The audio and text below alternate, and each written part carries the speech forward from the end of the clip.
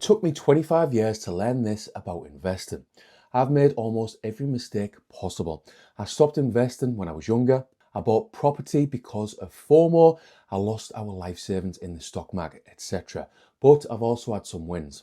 I bought Solana at $3, built a six-figure property portfolio, invested through crashes, and completely changed my life financially through investing. So today I'm giving you my 10 biggest investing lessons I've learned over the last 25 years, and then I'll tell you what is, in my opinion, the simplest and best way to build wealth long term. Lesson 1, don't stop investing. The first lesson, and probably the biggest, back in 2001, I actually started investing regularly, but unfortunately I stopped. And looking back now, that decision potentially cost me hundreds of thousands of pounds. At the time, I didn't understand compound interest. I didn't understand what happens when money compounds for 20 or 30 years. When you're young, you think you've got loads of time. So instead of investing, thinking long term, you spend money on short term stuff, holidays, cars, going out, keeping up with your mates. And honestly, I'm not saying don't enjoy life, but what I massively underestimated was consistency. Going back to when I was 18, 2001, I invested £500 a month into a stocks and shares ISA. I'd done this for 6 months, but stopped, unfortunately, and spent all of my money on a lad's holiday to Ibiza. Huge mistake. This was down to a lack of financial education. Let's say I was taught about money and investing at school, which none of us are. I know I would have invested from 18 to now. So that's a full 25 years. Assuming average returns of 10%, that would mean I would be sat on £663,000. And looking at that huge amount, 513,000 of it is made up of interest earned. This is the power of consistent investing in something like index funds, the power of compound interest. The people who build real wealth usually aren't smarter than everyone else. They just stay invested longer. Lesson 2, don't buy assets because of FOMO. Take it from someone with a lot of up and down experience. Don't make financial decisions because everyone around you is doing it. After leaving the RAF, the Royal Air Force, back in 2006, I bought a property because of two of my best mates were buying one. The problem, I didn't even have a job. That was me rushing in because of FOMO. Not the way to go, and this is what people constantly do with money. They buy houses because everyone else is buying, stocks because they're trending, crypto because someone got rich, expensive cars to impress people. This is called being a sheep, going with the herd. What I've found through a lot of trial and error with investing is to go against the herd. It's a simple but effective way to be successful. Most bad financial decisions come from comparison, not logic, and social media has made this far worse. People constantly feel behind, but investing emotionally is dangerous. Now, thankfully, property has worked out for me over the years, over the long term, but emotionally, I was buying for the wrong reasons 20 years ago. The lesson here is this: if you invest emotionally, eventually the market punishes you. Lesson 3, losing everything. Financial education matters a lot because in 2011, I lost our life savings in the stock market. And honestly, I deserved to lose it because I had absolutely no idea what I was doing. I was listening to the lads at work. Please don't do this. They were all telling me about lads working offshore who'd made hundreds of thousands of pounds on rock hopper shares. I wanted a piece of the action, so I steamed in without doing any research. Long story short, I lost our life savings 10 months later. What makes this story worse was that my wife was due to give birth to our second daughter, and we were due to move into our second home.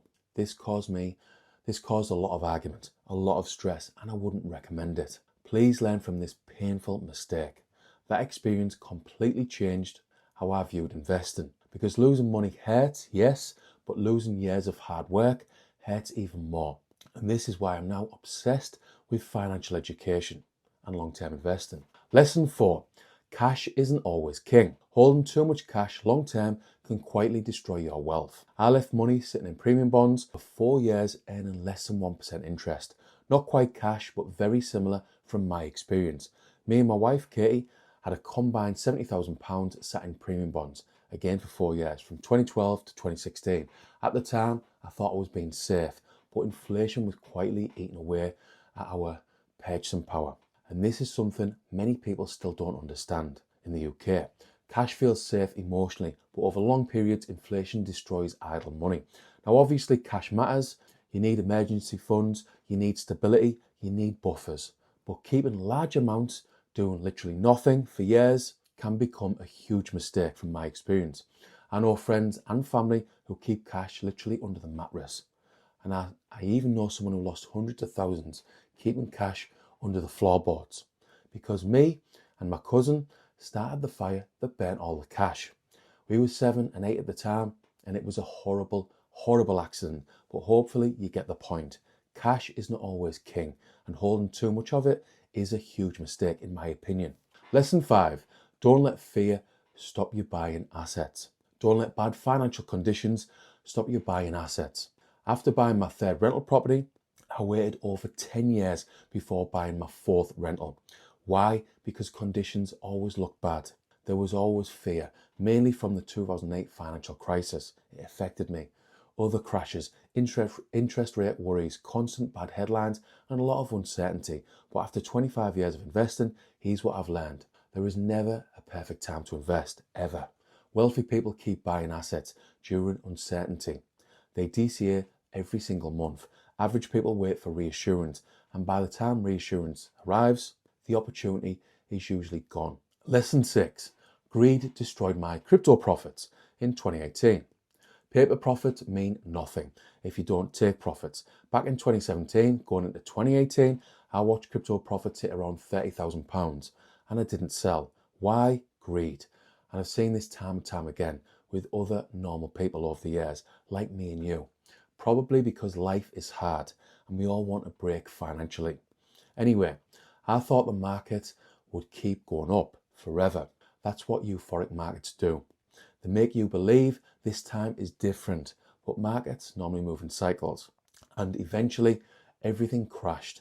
I watched those profits disappear to nothing because I had no strategy, no exit plan, no emotional control, no targets. And from my experience, most investors only learn this lesson the painful way, the hard way.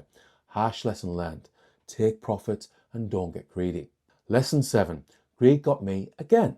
If you don't control emotions, the market keeps teaching you the same lesson repeatedly.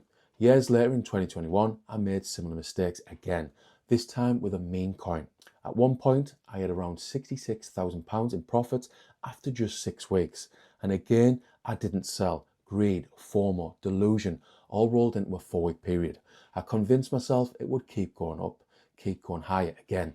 And this taught me something huge. Making money is one skill, one thing. Keeping money is another. The market gives opportunities, but emotions stop most people capitalizing on these opportunities properly. Same lesson as last time, but I wanted to double down on it because please don't get greedy and please take profits along the way. Lesson 8, have a plan, have a strategy.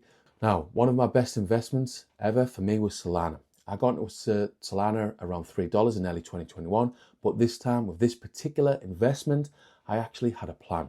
Instead of holding forever, I sold on the way up. Not perfectly, but properly. And by the time Solana hit around $260 and 90x, I'd already taken significant profits. That experience taught me you don't need to sell the exact top to win. Social media makes people think investing is about perfection. It's not. Long-term success usually comes from discipline, patience, consistency, and emotional control. Lesson 9. Read the books and do the research. Financial education changed my life. Everything changed around 2019. I became obsessed with learning.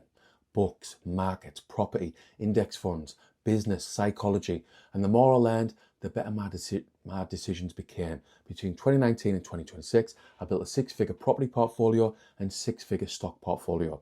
Not because I'm special, because I finally understood how money actually works. And honestly, most people never seriously study investing or money. They spend more time researching holidays, their yearly holiday, than they do learning about wealth. But once you understand compound interest, ownership, tax efficiency, leverage, long-term investing, everything, literally everything changes financially. Basically, read the books. And if you want my top 5 investing books, type book below in the comments. Lesson 10. Diversification reduces stress. Finally, diversification gives you freedom. Having property in 2025 and 2026 has allowed me to invest aggressively into tech stocks and crypto. basically high risk opportunities, while still maintaining cash buffers. That's powerful psychologically because diversification reduces emotional pressure. If all your money is in one thing, you panic more. But when you have property, stocks, index funds, cash, crypto, different income streams, you think longer term. And learning the importance of diversification, this is one of the biggest mindset shifts I've had over the last 25 years. And thankfully, I'm not thinking like a gambler anymore, like I was around 2010 and 2011. I now think like an asset owner. What I've learned after 25 years of investing. So, after 25 years investing, what have I actually learned about stocks and other assets? Honestly, keep it simple. That's the biggest lesson, because when I look back, all my mistakes and lessons learned, most of them came from trying to get rich quick, chasing hype, overcomplicating things, or maybe letting emotions take over. Whereas the thing that changed my financial life the most was simple long-term investing with low-cost global index funds, which, by the way, is my favorite way to invest. Other huge lessons is the importance of monthly investments, patience, discipline, and consistency. That's pretty much it. And personally, for me, I genuinely believe index investing is one of the best ways for ordinary people to build wealth long-term and potentially retire early. Why? Because it removes a lot of the stress. You're not trying to predict the next big stock. You're not panic trading. You're not constantly glued to the charts, to the screens. You're simply buying ownership in thousands of companies, all in one fund, around the world. And over long periods, that strategy has historically worked really, really well. Now, obviously, as you become more experienced, you can diversify. That's what I've done. Over time, I've moved into individual stocks, property, crypto, basically different asset classes. But again, the foundation for me should be long-term investing into global low-cost index funds. That's what I wish I understood 25 years ago. Not hype, not gambling. Ownership, patience, consistency. Because wealth usually isn't built for a one lucky investment. It's built slowly through disciplined investing over decades. Summary. If you enjoyed this video, hit the like button, subscribe, all the good stuff to support my little channel. This video was a lot of what I've learned over the last 25 years. But if you want literally everything I've got, see below for a 50-minute video that will help you with my up and down investing experience. That is, if you have the work ethic, if you want to learn, if you have the discipline and patience to invest long term, so you can potentially get early financial freedom.